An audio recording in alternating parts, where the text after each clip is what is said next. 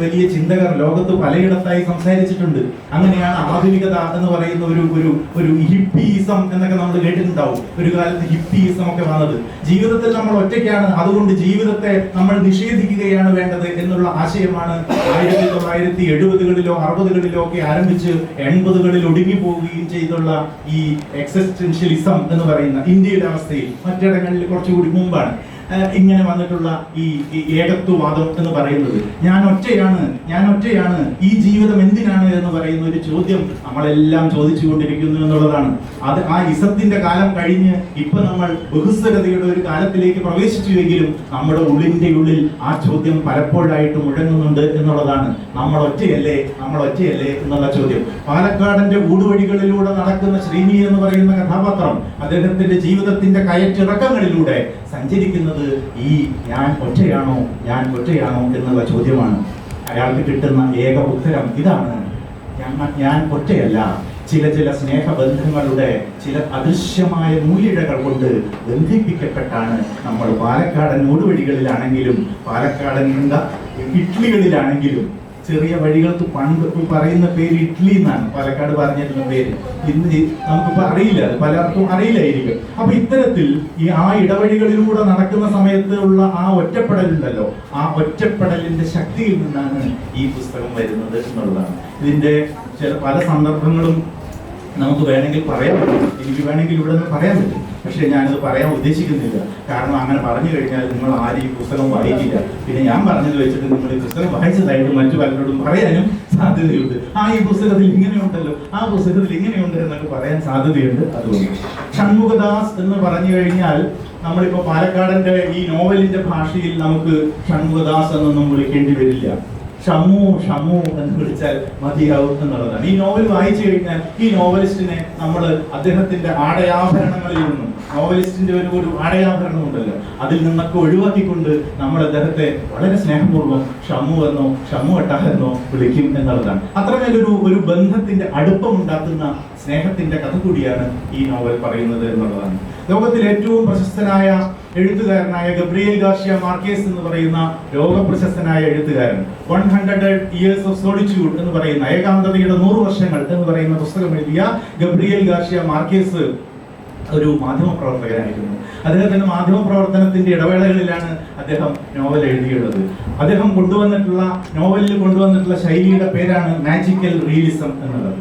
Real ആയിട്ട് പറയുക എന്ന് നമ്മൾ പറയില്ലേ, അതല്ലാതെ അതിനകത്ത് ഒരു മാന്ത്രികത കൊണ്ടുവരിക എന്നുള്ളതാണ്. വായിക്കുന്ന സമയത്ത് നമുക്ക് ആ മാന്ത്രികത ഫീൽ ചെയ്യണം എന്നുള്ളതാണ്. എനിക്ക് തോന്നുന്നത് ഈ ഗബ്രിയേൽ ഗാർഷ്യ മാർക്കേസിന് പകരം പാലക്കാട്ടിൽ നിന്നും ഒരു പാലക്കാടൻ മാജിക്കൽ റിയലിസ്റ്റ് ആയിട്ട് VM ഷൺമുഖദാസ് ഇവിടെ വന്നിരിക്കുന്നു എന്നുള്ളതാണ്.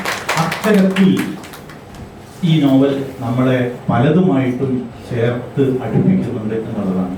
പാലക്കാടിന്റെ ഭൂതകാലം അറിയുന്ന ഏതൊരാൾക്കും ഈ നോവൽ വളരെ പ്രിയപ്പെട്ടതാവും എന്നുള്ളതാണ്. ഒരുപക്ഷെ എനിക്കിന്ന് അവിടെ സർവകലാശാലയിൽ ഇരിക്കേണ്ടുന്ന ഞാൻ ഇന്നലെ രാത്രി തന്നെ ഇവിടെ വന്ന് ഈ പരിപാടിയിൽ സംബന്ധിക്കാം എന്ന് വിചാരിച്ചത് ഇവർ രണ്ടുപേരും ഉണ്ടാവില്ല എന്നറിഞ്ഞുകൊണ്ടല്ല, മറിച്ച് ഈ നോവൽ എന്നിൽ ഉണ്ടാക്കിയ ഒരുതരം പ്രകാശത്തിന്റെ, വെളിച്ചത്തിന്റെ, അടുപ്പത്തിന്റെ, സ്നേഹത്തിന്റെ ഒരു കാര്യം കൊണ്ടാണ് ഞാനിന്ന് ഈ പരിപാടിയിൽ പങ്കെടുത്തത് എന്നുള്ളതാണ്. പക്ഷെ എനിക്ക് ഇരട്ടി മധുരം നൽകിക്കൊണ്ട് എനിക്ക് ഈ പുസ്തകത്തെ പ്രകാശനം ചെയ്യാൻ കഴിഞ്ഞു. വളരെ ശ്രദ്ധേയനായ നോവലിസ്റ്റ് ജോർജ് ദാസിന് അത് കൈമാറാൻ കഴിഞ്ഞു. മാത്രമല്ല വളരെ പ്രമുഖരായ ആളുകൾ ഇരിക്കുന്ന ഒരു വേദിയിൽ ഇത് പങ്കിടാനും കഴിഞ്ഞു എന്നുള്ളതാണ്. രമേശ് പിഷാരടി വരാത്തത് കൊണ്ട് അദ്ദേഹം പറഞ്ഞിട്ടുള്ള ഒരു സംഭവം പറഞ്ഞുകൊണ്ട് ഞാൻ ഈ ഉദ്ഘാടന പ്രസംഗമോ അല്ലെങ്കിൽ പ്രകാശന പ്രസംഗമോ അല്ലെങ്കിൽ സ്നേഹ സംഭാഷണമോ ആയുള്ള ഈ ഭാഷണം അവസാനിപ്പിക്കാം എന്നാണ് വിചാരിക്കുന്നത്. അതായത് അദ്ദേഹം ഒരിക്കൽ ബാംഗ്ലൂരിൽ നിന്ന് ഒരു ബസ്സിൽ, AC ബസ്സിൽ, ഇദ്ദേഹം അടുത്ത പരിപാടിയിൽ പങ്കെടുക്കുമ്പോൾ നിങ്ങൾ ചോദിച്ചാൽ മതി നുണയാത്ത സത്യമാണോ എന്നറിയത്. അദ്ദേഹം ബാംഗ്ലൂരിൽ നിന്ന് ഒരു പരിപാടിയിൽ എന്തോ പ്രോഗ്രാം കഴിഞ്ഞ് ഒരു AC ബസ്സിൽ അവിടെ നിന്ന് ഇങ്ങോട്ടേക്ക് വന്നുകൊണ്ടിരിക്കുകയാണ്. അപ്പോൾ ബാംഗ്ലൂരിൽ നിന്ന് പാലക്കാട്ടേക്ക് ആയിരിക്കണം വരുന്നത്, അല്ലെങ്കിൽ തിരുവനന്തപുരത്തേക്ക് ആയിരിക്കണം വരുന്നത്. ഏതായാലും ആ ബസ്സിൽ ഇങ്ങനെ വന്നുകൊണ്ടിരിക്കണം. ബസ്സിൽ 40 പേരുണ്ട്. ബസ് ബാംഗ്ലൂരിൽ നിന്ന് എടുത്തു. അപ്പോൾ എന്തോ അതിലുള്ള ഒരാള് അവിടുത്തെ ആരോ ബസ്സിലുള്ള കണ്ടക്ടറുമായിട്ടോ ഡ്രൈവറുമായിട്ടോ എന്തോ ഒരു ചെറിയ ഒരു കശപിശ അങ്ങനെ കശപിശ ഉണ്ടായപ്പോൾ ഇദ്ദേഹം എന്ത് ചെയ്തു? ഇദ്ദേഹം ആകെ ക്ഷുഭിതനായി എന്തൊക്കെയോ പറഞ്ഞു മിണ്ടാതിരുന്നു. അവസാനം ഇദ്ദേഹം ഫോൺ എടുത്തിട്ട് വിളിച്ചു, കേട്ടോ ഷുക്കൂറേ, അതെ ഈ ബസ്സിലെ ഈ ഇതൊരുത്തനുണ്ടല്ലോ, ഇവൻ മഹാപ്രശ്നക്കാരനാണ്. നീ ഒരു കാര്യം ചെയ്യണം, തിരിച്ചു വരുന്ന വഴിക്ക് ഇന്ന സ്റ്റാൻഡിൽ ഏതോ ഒരു സ്റ്റാൻഡ്, എറണാകുളം സ്റ്റാൻഡിൽ ഏതോ ഒരു സ്റ്റാൻഡ് അവിടെ ഉണ്ടാവണം എന്ന് പറഞ്ഞ് ഫോൺ കട്ടി. ഇത് കേട്ടതോടുകൂടെ ബസ്സിലിരുന്ന എല്ലാവരും ആകെ ചകിതരായിപ്പോയി, ഭയന്ന് വിറച്ചുപോയി. അപ്പോൾ എന്താ ചെയ്യുക? അപ്പോൾ ഉടനെ കണ്ടക്ടർ വന്നിട്ട് ഇദ്ദേഹത്തോട് പറഞ്ഞു, അല്ല എന്താ നിങ്ങളിങ്ങനെ ആരെയും വിളിക്കുക എന്തോ ചെയ്യുന്നുണ്ടല്ലോ, എന്താ നിങ്ങളുടെ ഉദ്ദേശം എന്ന് ചോദിച്ചു. അപ്പോൾ ഇദ്ദേഹം ഒന്നും വേണ്ടിയില്ല, ശരി എന്ന് പറഞ്ഞ് ഇദ്ദേഹം വീണ്ടും ഫോണെടുത്തു, നമ്പർ കൂടി കറക്കി.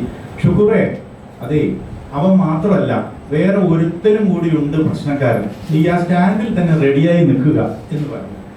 പിന്നെ അപ്പോൾ രണ്ടുപേരായി പ്രശ്നക്കാർ. കുറച്ചുകൂടി ബസ് മുന്നോട്ട് പോയപ്പോൾ അടുത്തുണ്ടായിരുന്ന യാത്രക്കാരൻ ചോദിച്ചു, അല്ല നിങ്ങൾ എന്താണ് ഇത് ഇങ്ങനെ എന്നാലും ചെയ്യാൻ പാടുമോ എന്ന് ചോദിച്ചു. ഉടനെ അദ്ദേഹം ഫോണെടുത്ത് വീണ്ടും കറക്കി, ഷുക്കൂറേ നീ അവിടെ തയ്യാറായി നിന്നോ, 3 പേരുണ്ട് പ്രശ്നക്കാര്, അട്ടിച്ച് ശരിയാക്കേണ്ടതുണ്ട് എന്ന് പറഞ്ഞു. വീണ്ടും ബസ് ഇങ്ങനെ പോയപ്പോൾ ഇത് 3 പേരെ ഇങ്ങനെ വെറുതെ വിട്ടിട്ട് ബാക്കി യാത്രക്കാർക്ക് പോകാൻ കഴിയില്ലല്ലോ. അതുകൊണ്ട് തന്നെ ബസ്സിലിരുന്ന ബാക്കി എല്ലാവരും തന്നെ ഓരോരുത്തരായിട്ട് ഇദ്ദേഹത്തോട് ചോദിച്ചു. 5-6 പേരൊക്കെ ചേർന്ന് ഇദ്ദേഹത്തോട് ചോദിച്ചു, അല്ല നിങ്ങൾ എന്താ പരിപാടി, ഇതിങ്ങനെ ബസ് ഞങ്ങൾക്ക് എത്തണ്ടേ, നിങ്ങൾ വഴിയിൽ എവിടെയോ വെച്ചിട്ട് ആരെയോ ഒരാളെ ഇങ്ങനെ എന്തോ വിളിച്ച് പറയുന്നുണ്ടല്ലോ എന്ന് പറഞ്ഞപ്പോൾ ഇദ്ദേഹം ഫോൺ എടുത്ത് പറഞ്ഞു, ഷുക്കൂറേ ഒരു കാര്യമുണ്ട്, അതായത് ഒരു കാര്യം ചെയ്യണം, നമുക്ക് ആ സ്റ്റാൻഡിൽ എത്തിയാൽ ബസ്സിലുള്ള മുഴുവൻ ആളുകളെയും നമുക്ക് ശരിയാക്കേണ്ടി വരും എന്ന് പറഞ്ഞ് ഫോൺ കട്ടി. അപ്പോൾ ബസ്സിലുള്ള മുഴുവൻ ആളുകളും ഇദ്ദേഹത്തിന്റെ അടുത്തെത്തി. ഇത് ശരിയാവില്ല, ബസ് ഇവിടെ നിർത്തിക്കോ, ഒന്നുകിൽ നീ ഇറങ്ങിപ്പോയിക്കോ എന്ന ലെവലിൽ ഇദ്ദേഹത്തെ കയ്യേറ്റം ചെയ്യാവുന്ന അടുത്തെത്തി. അപ്പൊ ഈ കയ്യേറ്റത്തിന്റെ ഇടയിലും ഇദ്ദേഹം ഫോൺ എടുത്തിട്ട് വിളിച്ചു, ഷുക്കൂറേ എന്തുണ്ട്? അതേ ഒരു കാര്യമുണ്ട്, ഈ ബസ് എങ്ങനെ ഒരാളും ഇറങ്ങേണ്ടതില്ല, ബസ്സിന് മൊത്തത്തിൽ അങ്ങ് കത്തിച്ചേക്ക് എന്ന് പറഞ്ഞ് ഫോൺ കട്ട് ചെയ്തു. വീണ്ടും ബസ് മുന്നോട്ട് പോയി. ബസ്സിലുള്ള ആളുകൾ മുഴുവൻ ആകെ ടെൻഷനിലാണ്, ബസ് മുഴുവൻ കത്തിപ്പോകാൻ പോവുകയാണ്. അങ്ങനെ ഈ ഇദ്ദേഹം പറഞ്ഞിരുന്ന ആ സ്റ്റാൻഡിലേക്ക് ബസ് എത്തി. എറണാകുളം സ്റ്റാൻഡ് എന്ന് വിചാരിക്കുക, ഏതോ ഒരു സ്റ്റാൻഡ്, അവിടെ ബസ് എത്തി. ബസ് എത്തിയ സമയത്ത് ആളുകളൊക്കെ പരിഭ്രാന്തരാണ്. ഇദ്ദേഹം മുഴുവൻ മുമ്പിലേക്ക് ഈ ഫോണും പിടിച്ചിങ്ങനെ നോക്കുന്നുണ്ട്, എവിടെയാണ് ഷുക്കൂർ എന്ന് പറഞ്ഞ് നോക്കുന്നുണ്ട്. അങ്ങനെ ആളുകൾ മുഴുവൻ വല്ലാതെ വൈകാരിക അവസ്ഥയിൽ നിൽക്കുന്ന സമയത്ത് ഇദ്ദേഹം ഡ്രൈവറും ഇങ്ങനെ നോക്കുന്നുണ്ട്, ആരാണ് വരുന്നത്, എപ്പോഴാണ് ഇത് പൊട്ടിത്തെറിക്കുക എന്ന് പറഞ്ഞ് നോക്കുന്നുണ്ട്. അപ്പോൾ ഇദ്ദേഹം ഫ്രണ്ടിൽ പോയിട്ട് ഡ്രൈവറുടെ തൊട്ടടുത്ത് പോയിട്ട് വീണ്ടും ഫോണിൽ ഇങ്ങനെ കറക്കുന്നുണ്ട്, ചുറ്റും നോക്കുന്നുണ്ട്. എന്നിട്ട് ഡ്രൈവറോട് ചോദിച്ചു അത്രേ, ഡ്രൈവറോട് പറയാണ്, അത് 1 മിനിറ്റ് 2 മിനിറ്റും കൂടി ബസ് ഒന്ന് ഇവിടെ നിർത്തിയിടാൻ പറ്റുമോ, ആ ഷുക്കൂർ വരാനുണ്ട് എന്ന് പറയാം. ഇങ്ങനെ ഒരു വരാത്ത ഷുക്കൂറിന് വേണ്ടിയുള്ള ഭീതിയാണ് പലപ്പോഴും നമ്മുടെ സാമൂഹ്യ ജീവിതത്തെ അപകടത്തിലാക്കുന്നത് എന്നുള്ളതാണ്. അങ്ങനെയുള്ള ചെറിയ ടെൻഷനുകളിൽ നിന്നോ വലിയ സമ്മർദ്ദങ്ങളിൽ നിന്നോ ഒക്കെ അതിജീവിക്കാനും പാലക്കാടൻ ചരിത്രത്തിന്റെ പിൻവഴികളിലേക്ക് സഞ്ചരിച്ചുകൊണ്ട് വളരെ ധൈര്യത്തോടുകൂടി നമുക്ക് നമ്മുടെ സാമൂഹ്യ ജീവിതത്തിൽ ഇടപെടാനുമുള്ള ഒരു സ്നേഹ സംഭാഷണം എന്ന അർത്ഥത്തിൽ ഈ നോവലിനെ നമുക്ക് കാണാം എന്ന് പറഞ്ഞുകൊണ്ട് പ്രകാശനം ചെയ്യാൻ ഒരു അവസരം തന്നതിന് നന്ദിയും സ്നേഹവും അറിയിച്ചുകൊണ്ടു. അന്ന് പ്രകാശന ചടങ്ങിൽ ഞാൻ ഒരു താക്കീത് കൊടുത്തിരുന്നു, ഒരു മൃത്യുഞ്ജയ ഹോമം നമ്മൾ പ്രതീക്ഷിക്കുന്നുവെന്ന്. അന്ന് സദസ്സിലുണ്ടായിരുന്ന ഒരാൾ പറഞ്ഞു അങ്ങനെയൊന്നുമില്ല, പക്ഷേ അതിനേക്കാളും വളരെ പ്രത്യാഘാതമാണ് ഇലക്ഷന് ശേഷം വന്യപുരാണത്തിന് സാഹിത്യ ലോകത്ത് ഉണ്ടായത്. അതേവരെയുള്ള ആ ഒളിഞ്ഞിരുന്ന കാര്യങ്ങളൊക്കെ വിട്ടുവീഴ്ചകൊണ്ടാണ് ഷൺമുഖദാസ് കുറെ കാലത്ത് വിദ്യാർത്ഥിയായിട്ട് ബന്ധുക്കുന്നത് കൊണ്ടാണ് ഇങ്ങനൊരു ഇത് എഴുതേണ്ട ഒരു ആവശ്യം ഇല്ല എന്നാണ് അന്ന് ഷൺമുഖദാസ് വിശ്വസിച്ചിരുന്ന അവരുടെ രാഷ്ട്രീയ സ്നേഹിതന്മാരും പറഞ്ഞിരുന്നു. ഇലക്ഷൻ കഴിഞ്ഞപ്പോൾ അതിൻ്റെ പ്രസക്തി വളരെയധികം വർദ്ധിച്ചു. ഉള്ളിൽ നിന്ന് ചോദ്യം ചെയ്യുന്ന ഒരു വ്യക്തിയാണ് എന്നുള്ള കാര്യം മനസ്സിലായി. പക്ഷേ ഷൺമുഖദാസ് ജീവിച്ചിരിക്കുന്നു. അതിൽ സമൂഹത്തിൽ വന്ന മാറ്റം എനിക്ക് വളരെ സന്തോഷം നൽകുന്നതാണ്. ഇപ്പോൾ കടലാഴങ്ങൾ എഴുതിയത് എന്തിനെന്തും അതൊരു ദേശീയ ധാരയിലേക്ക് ബന്ധിപ്പിക്കുന്നതാണ്. അന്നേ ഷൺമുഖദാസിന്റെ എഴുത്തിൻ്റെ ഒഴുക്ക് നമ്മൾ പ്രാദേശികമല്ല, ദേശീയമല്ല, ഇപ്പോൾ അന്തർദേശീയ അസ്തിത്വത്തിൻ്റെ ഉടമയിൽ നിന്നുകൊണ്ടാണ് സംസാരിക്കുന്നത്. ആദ്യ ഗവൺമെൻറ്, കമ്മ്യൂണിസ്റ്റ് ഗവൺമെൻറ് വന്നു കഴിഞ്ഞപ്പോൾ എങ്ങനെ ബാലറ്റ് പേപ്പറിലൂടെ അധികാരത്തിലെത്തി എന്ന് പറഞ്ഞ് അന്വേഷിക്കാനായിട്ട് യൂറോപ്യൻ രാജ്യങ്ങളിൽ ശ്രമം നടത്തി കഴിഞ്ഞപ്പോൾ ഒരു ചാരവനിത കേരളത്തിൽ വരികയും ബാലറ്റ് പേപ്പറിലൂടെ എങ്ങനെ അധികാരത്തിൽ വന്നു എന്നുള്ളതിൻ്റെ ഒരു കീനോട്ട് കൊടുക്കുകയും ചെയ്തത് രണ്ട് കാര്യങ്ങളാണ്. ഒന്ന്, നിങ്ങളെന്നെ കമ്മ്യൂണിസ്റ്റാക്കി എന്നുള്ള നാടകത്തിൻ്റെ പ്രസക്തി. അവരുടെ ആ ഡയറിയിൽ നിന്നാണ് വേറൊരു പത്രപ്രവർത്തകൻ പറഞ്ഞിട്ടാണ് കേരളം അത് അറിയുന്നത്. ആ ചാരസുന്ദരിയുടെ പേര് ഞാൻ മറന്നുപോയി, ഇതിൽ പ്രസിദ്ധയാണ്. അപ്പോൾ അവർ പറഞ്ഞൊരു കാര്യം, എങ്ങനെയാണ് നമ്മൾക്ക് ഇതിനെ നേരിടാൻ പറ്റുക? സമൂഹം ഒറ്റക്കെട്ടായി പോകുമ്പോൾ നമുക്ക് അസ്തിത്വവാദം സാഹിത്യത്തിൽ അവിടെ കൊണ്ടുവരാം. അപ്പോൾ ഈ കണ്ണികളൊക്കെ മുറിഞ്ഞു പോകും, അവനവനിസത്തിലേക്ക് ഒതുക്കും.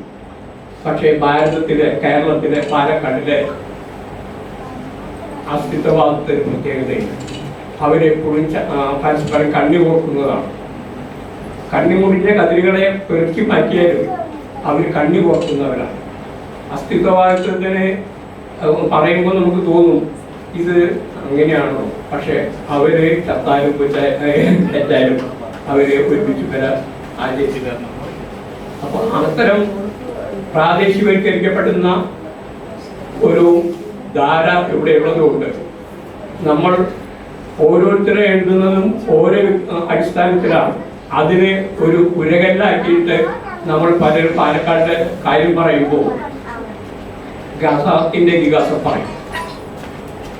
പക്ഷേ ഖസാക്കിന്റെ ഇതിഹാസം ഞാൻ പലരോടും പറയും, ചിലപ്പോൾ ഗണേശ് മാഷ്ക്കൊക്കെ എന്നോട് എതിർപ്പുണ്ടായിരിക്കും. ഖസാക്കിന്റെ ഇതിഹാസം വായിച്ചിട്ട് പാലക്കാടിന്റെ ബന്ധങ്ങൾ അറിയാൻ ശ്രമിച്ചാൽ അവർ പടുകുഴിയിലേക്ക് വരും. കാരണം ഏകറുള്ള കഥാപാത്രങ്ങളെ കുറിച്ച് പറഞ്ഞു, ആ മാഷൊക്കെ പറഞ്ഞു, ഇവരൊക്കെ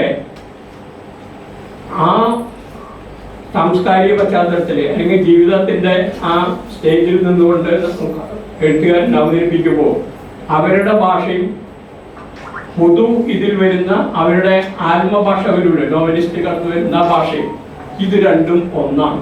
ഷൺമുഖദാസിന്റെയും മിക്ക എഴുത്തുകാരുടെയും ഒന്നാണ്. നമ്മൾ ഖസാക്കിന്റെ ഇതിഹാസം എന്ന് പറയുന്ന സമയത്ത് പാലക്കാടിന്റെ പരിച്ഛേദാണെന്ന് ഞാൻ പറയില്ല. കാരണം അതിൽ അവതരിപ്പിച്ചിരിക്കുന്ന ഒരു വിശ്വോത്തര കൃതി, അതിലൊന്നും എനിക്ക് സംശയമില്ല. അതിൽ ഞാൻ ഗണേശ് മാഷോട് തന്നെയാണ് പറയണത്, അദ്ദേഹം അതിൽ അവതരിപ്പിച്ചിരിക്കുന്ന പാലക്കാടിന്റെ ഭൂമികയിലുള്ള കഥാപാത്രങ്ങൾ ആണ് അവതരിപ്പിക്കുന്നത്. പക്ഷെ ആ കഥാപാത്രങ്ങളുടെ മനോവ്യാപാരങ്ങൾ വരുമ്പോൾ അത് ഉയർന്ന ഡോക്ടറേറ്റുള്ള ഒരു അധ്യാപകന്റെ ഭാഷയാണ്. അതായത് പറയില്ല, ചെങ്ങലോട്ട് കുട്ടി BA പഠിക്കുന്ന ആക്കി അമ്മയുടെയാണ്. അപ്പൊ നമ്മൾക്ക് ഉപേരച്ചനായാലും മറ്റു അപ്പുക്കിളിയായി കഴിഞ്ഞാലും അപ്പുക്കിളിയുടെ തലയിലെ പാൻ അങ്ങോട്ട് കടക്കുമ്പോൾ 1000 നിമേഷാണ് അദ്ദേഹം അതിന് കൊടിയേറ്റത്തിൽ പറഞ്ഞിരിക്കുന്നത്. അപ്പോൾ ആ പാലക്കാടിന്റെ ഒരു സൃഷ്ടിയാണ്, സൃഷ്ടി കാരണമായി എന്ന് പറയാൻ പറ്റുള്ളൂ. പാലക്കാടിന്റെ സൃഷ്ടിയാണ് ഖസാക്കിന്റെ ഇതിഹാസം എന്ന് ഞാൻ പറയില്ല. അത് വേറെ ഏതൊരു ഉയർന്നൊരു എഴുത്തുകാരൻ അദ്ദേഹത്തിന്റെ ബോധമെടുത്തിട്ട് പാലക്കാടിലെ കഥാപാത്രങ്ങളെ ഉപയോഗിച്ചു. ഷൺമുഖദാസ് എഴുതുന്നത് ആ കഥാപാത്രത്തിന്റെ മനോവ്യാപാരം അവരിലേക്ക് പരകായ പ്രവേശനം നടത്തി ആ ഭാഷയിലേക്കാണ് ആ ഭാഗം കൈകാര്യം ചെയ്തിരിക്കുന്നത്. സംശയമുള്ള ഭാഷ ചോദിച്ചു.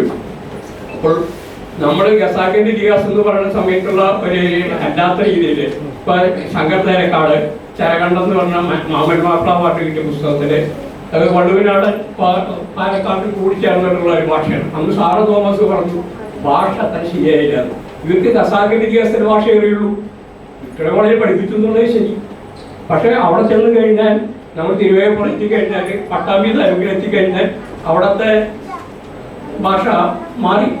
അപ്പൊ പാലക്കാട് എന്ന് പറഞ്ഞിട്ട് നമ്മൾ വെച്ചിട്ടുണ്ടെങ്കിൽ ഇത് പറഞ്ഞു ചരകണ്ഠൻ നോവൽ വായിച്ചു കഴിഞ്ഞാൽ ഈ ഭാഷ ശരിയായില്ല. അത് ഒരു അബദ്ധമാണ്, വിമർശകർക്ക് പറ്റുന്ന ഒരു അബദ്ധമാണ്.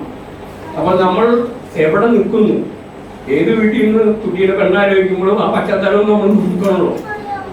അപ്പൊ നമ്മൾ ഈ അടുത്ത അനുഭവമുള്ള ആൾക്കാർക്ക് അത്തരം കൃതികൾ രചിക്കാൻ പറ്റും. വാടക വീട്ടിൽ ഇരുന്നിട്ട് അങ്ങനെ അത്ര കാര്യങ്ങൾ ചെയ്യാൻ പറ്റും.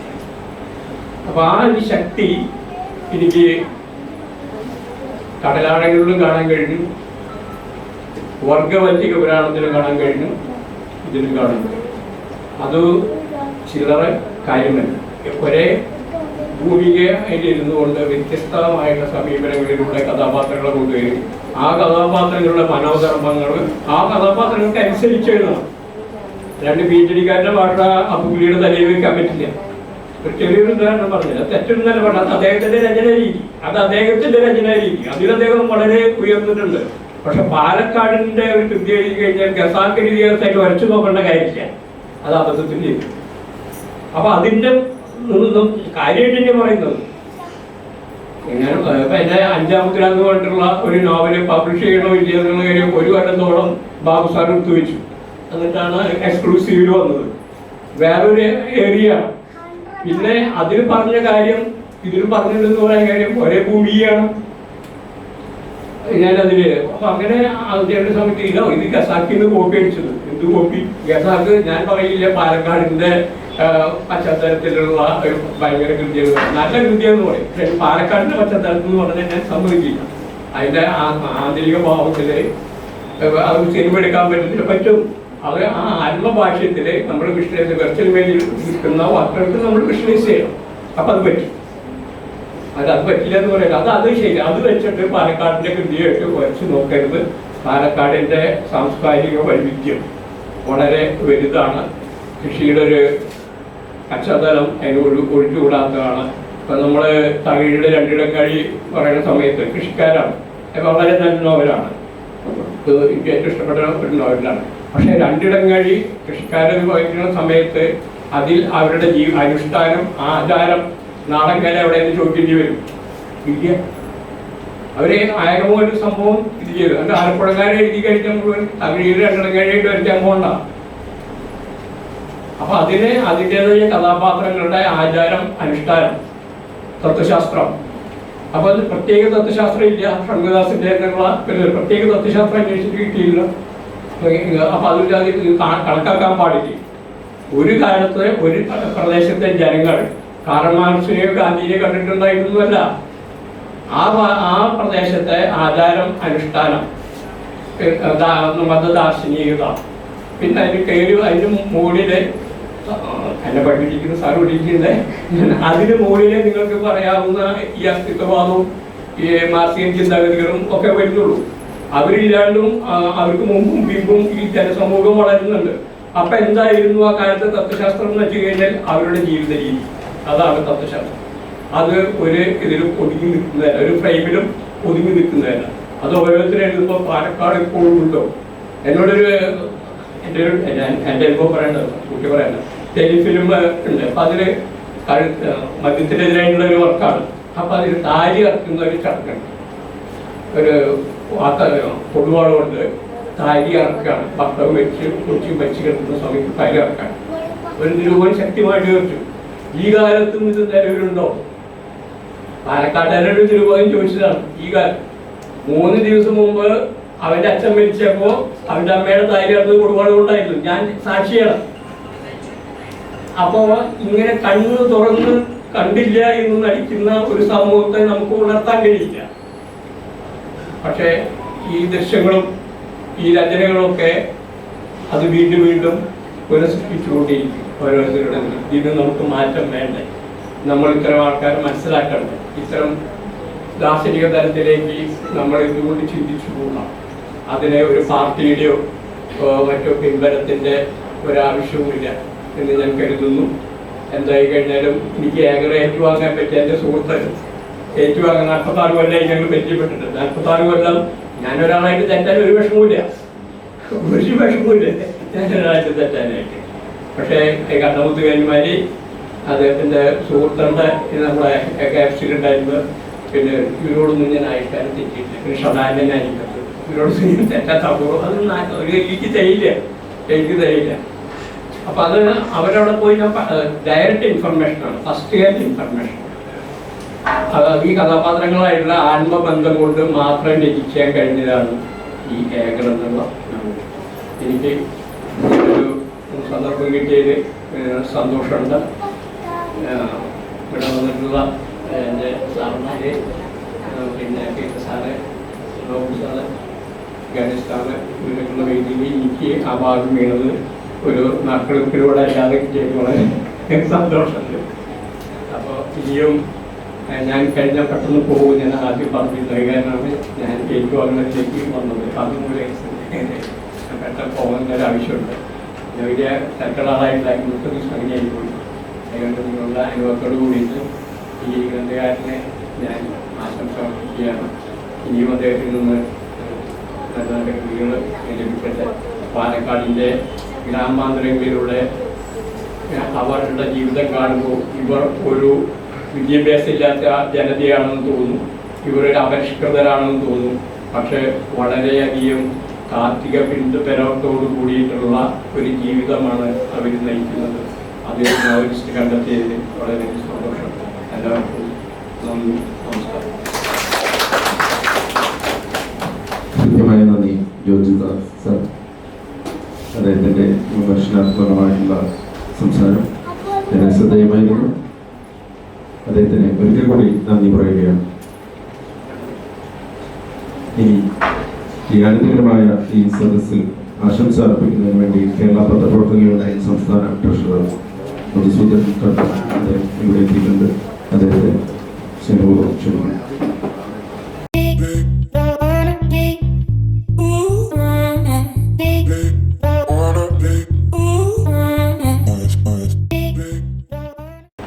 മാധ്യമ ലോകത്ത് ഇന്ന് ക്രിയേറ്റീവ് റൈറ്റേഴ്സ് കുറഞ്ഞുവരിക. സർഗസാഹിത്യം എന്ന് പറയുന്ന മാധ്യമ പ്രവർത്തനം നടന്നു പോവുകയാണ്. പലപ്പോഴും നമ്മൾ ജോലി തിരക്കുകൾക്കിടയിൽ അതിനകത്ത് വിട്ടുപോകുന്നതാണ്. ഞാൻ മനോരമയിലാണ് ജോലി ചെയ്യുന്നത്. ഡെസ്കിൽ പൊതുവെ ജോലിഭാരം കുറഞ്ഞ അല്ലെങ്കിൽ ജോലി സമയം കുറഞ്ഞ ഒരു ജോലിയാണ്. പക്ഷേ ഷൺമുഖേട്ടൻ പലപ്പോഴും റിപ്പോർട്ടറായിട്ടും ഡെസ്കിലും എല്ലാം ഒരു ദിവസം ഒരേ സമയം പത്രത്തിലാണ്. അങ്ങനെ ഒരാൾക്ക് ഇത്തരത്തിൽ ഒരു പുസ്തകം എഴുതാനായിട്ട് സാധിക്കുക എന്നുള്ളത് എന്നെ സംബന്ധിച്ചുള്ള അനുഭവമുള്ള കാര്യമാണ്. ഇത്രത്തോളം ഒരു സമയം കണ്ടെത്തുക, ഒരു തരത്തിലൊരു ഗവേഷണം നടത്തുക, അതിനുശേഷം അത് പുസ്തകമായി ആവിഷ്കരിക്കുക എന്ന് പറയുന്നത് വളരെയധികം ബുദ്ധിമുട്ടുള്ള കാര്യമാണ്. മാധ്യമപ്രവർത്തകൻ എന്ന നിലയിൽ മറ്റൊരു ഗുണമുള്ളത് വാർത്ത എന്ന് പറയുന്നത് പലപ്പോഴും ഏറ്റവും കാര്യമാത്ര പ്രസക്തമായി ഏറ്റവും ചുരുങ്ങിയ വാക്കുകൾ അല്ലെങ്കിൽ കാച്ചിക്കുറിക്കിയ വാക്കുകൾ പറയുന്നതാണ് വാർത്ത. കാരണം പത്രങ്ങളിലൊക്കെ ഒരു വാർത്ത കൊടുക്കാനുള്ള സ്ഥലം അത്രയും കാണും. അതുകൊണ്ട് തന്നെ എഡിറ്റർമാർ അല്ലെങ്കിൽ റിപ്പോർട്ടർമാർ എപ്പോഴും അവർ ഉപയോഗിക്കുന്ന ഭാഷ അത് സാഹിത്യത്തിലായാലും വാർത്തയിലായാലും ഏറ്റവും കാച്ചിക്കുറുക്കിയ ആവശ്യമുള്ള വാക്കുകൾ മാത്രം ഉപയോഗിച്ച് ഏറ്റവും ചുരുങ്ങിയ രീതിയിലായിരിക്കും. ഒരുപക്ഷെ ഈ ഒരു ഏകർ എന്ന് പറയുന്ന പുസ്തകം ഇതിൻ്റെ ഇരട്ടിയായിട്ട് എഴുതാൻ മറ്റൊരാൾക്ക് കഴിയുമായിരിക്കും, അത്രത്തോളം വിശദീകരിച്ചു. പക്ഷേ ഷൺമുഖേട്ടൻ എഴുതുമ്പോൾ അല്ലെങ്കിൽ മാധ്യമപ്രവർത്തനം എഴുതുമ്പോൾ ഒരു അച്ചടക്കം അല്ലെങ്കിൽ കൈയടക്കം തീർച്ചയായിട്ടും ഉണ്ടാകും. 3 നോവലുകളാണ് ഷൺമുഖേട്ടൻ എഴുതിയിരിക്കുന്നത്. കടലാഴകൾ, വർഗവഞ്ചകർ, ഇപ്പോൾ ഏകർ. ഇത് ഇനിയും ധാരാളം എഴുതാനുള്ള ഒരു പ്രചോദനമാകട്ടെ. ഇതിൽ നിന്ന് കിട്ടുന്ന ഈ ആശംസകളും ഇത് വായിച്ച് കിട്ടുന്ന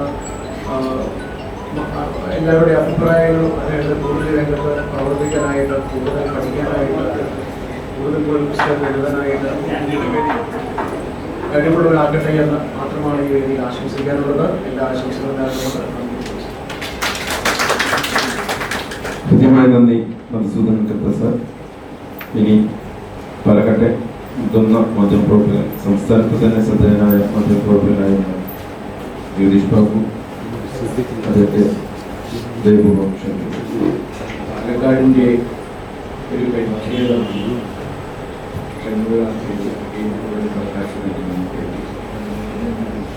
എനിക്ക് ഓർമ്മ വരുന്നത് ഏതാണ്ട് 40 വർഷം മുമ്പ് പത്രപ്രവർത്തകനായി ഒരു പ്രാദേശിക പത്രപ്രവർത്തകനായി കേരളത്തിലേക്ക് കടന്നു വന്ന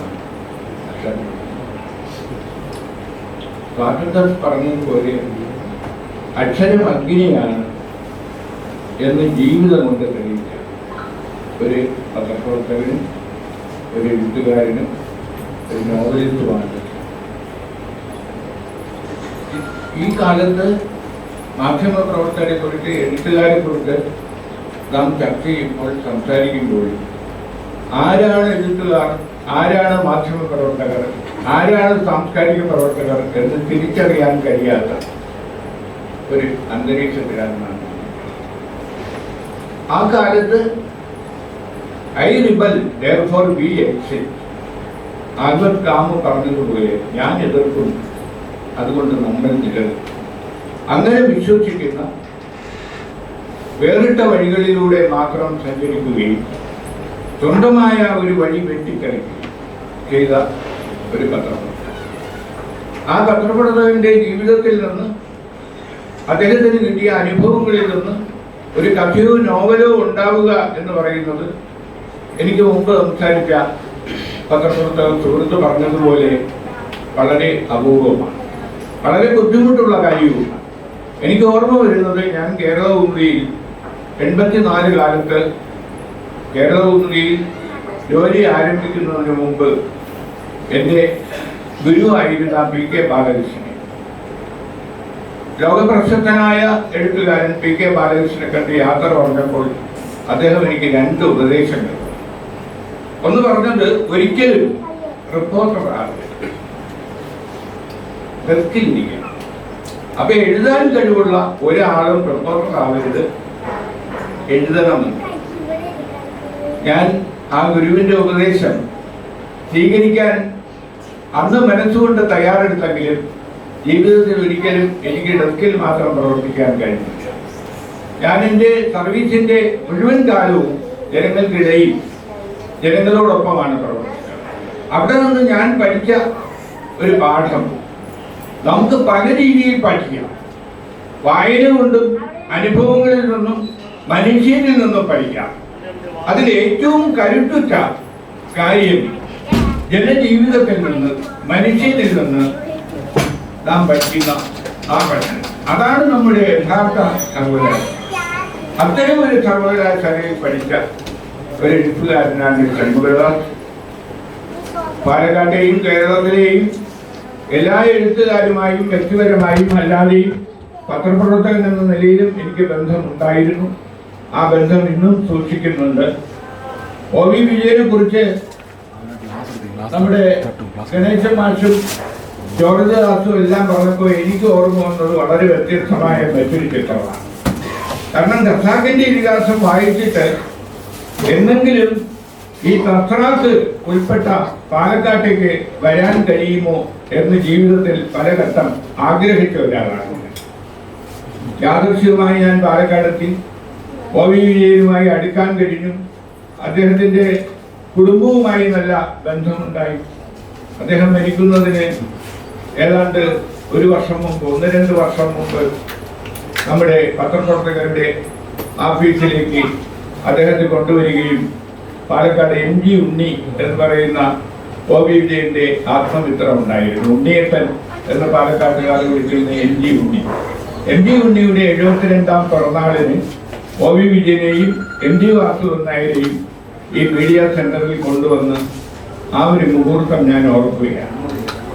പ്രസംഗിച്ചു കഴിഞ്ഞ് ഉണ്ണിയേട്ടന്റെ പോക്കറ്റിലേക്ക് OV വിജയൻ വിറയ്ക്കുന്ന കൈകൾ കൊണ്ട് കുറച്ച് രൂപ ഇട്ടുകൊടുത്ത ശേഷം പുറത്തേക്ക് ഇറങ്ങുമ്പോൾ OV വിജയന്റെ ഭാര്യ ഡോക്ടർ തെരേസ എന്നോട് പറഞ്ഞു, ഏട്ടനെ ഒന്ന് പിടിക്കൂ എന്ന് പറഞ്ഞു.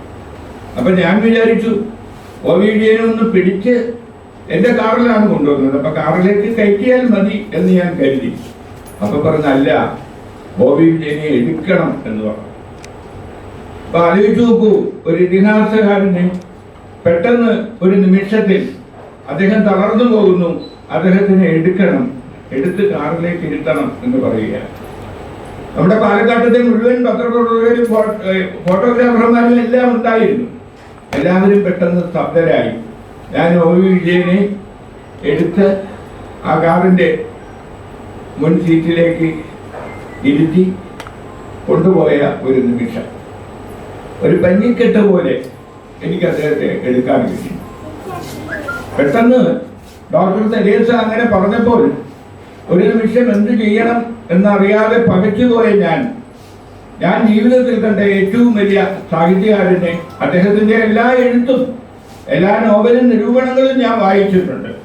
പക്ഷേ ആ ഒരു നിമിഷം അതെനിക്കൊരിക്കലും മറക്കാൻ കഴിയില്ല. അങ്ങനെയുള്ള ഒരുപാട് അനുഭവങ്ങൾ. ഷൺമുഖദാസിനെ കുറിച്ച് ഒന്നുകൂടി പറഞ്ഞുകൊണ്ട് ഞാൻ അവസാനിപ്പിക്കാം. കാരണം മാധ്യമ പ്രവർത്തന രംഗത്ത് നാം ഒത്തുതീർപ്പുകളുടെ പാതയിൽ സഞ്ചരിച്ചാൽ നമുക്ക് എവിടെയും എത്താം. പ്രശസ്തനായ CJ തോമസ് പറഞ്ഞതുപോലെ ചോദ്യം ചോദിക്കാത്ത ഒരു മനസ്സും എവിടെയും വളയുന്ന ഒരു നട്ടലും ഉണ്ടെങ്കിൽ നമുക്ക് കയറിപ്പോകാൻ കഴിയാത്ത ഒരു ഔന്നത്യവും ഇന്ത്യയിലില്ല. CJ തോമസ് പറഞ്ഞ വരികളാണ്. അങ്ങനെ വളയുന്ന ഒരു നട്ടലും ചോദ്യം ചോദിക്കാത്ത ഒരു മനസ്സും ഷൺമുഖദാസിനുണ്ടായില്ല. അദ്ദേഹം ചോദ്യങ്ങൾ ചോദിച്ചു, പറയാനുള്ളത് നിവർന്നു എന്ന് പറഞ്ഞു. അതുകൊണ്ട് ഇന്നും വേറിട്ട വഴികളിൽ അദ്ദേഹം സഞ്ചരിക്കുന്നു. അദ്ദേഹത്തിന്റെ അതുപോലെ വേറിട്ട വഴിയിലെ ഒരു സാഹിത്യമാണ്, ഒരു നോവലാണ്. നമുക്കത് വായിക്കാം, വിലയിരുത്താം. നന്ദി.